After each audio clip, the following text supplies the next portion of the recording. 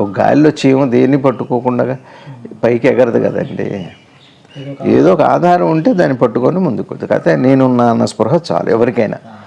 ఇప్పుడే మొదలుపెట్టచ్చు. నేనున్నా అన్న స్పృహతో కొన్ని యుగాల తరబడి నాలో అజ్ఞానం ఉన్నా ఆ నేనున్నా అన్న స్పృహ ఇప్పుడు మొదట పెట్టామంటే ఇంకా నేనున్నా అన్న స్పృహ అఖిలాత్మగా మారుతుంది. నలుసంతా అఖిలాత్మగా అవుతుంది. ఈ అఖిలాత్మ అయిన తర్వాత నలుసంత అఖిలాత్మ అవుతుందా అంటే ఆ తెలుసుకునేవాడే నేను అనే నలుసంత ఉండదు ఇంకాబట్టి అంతగా తానే ఇంకా ఉన్నది లేదు.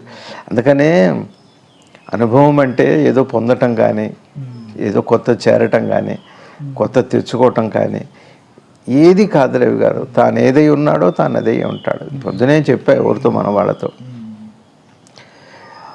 నువ్వు భగవంతుడు అవటం కాదు జ్ఞానంలో, భగవంతుడే నువ్వు అవుతావు.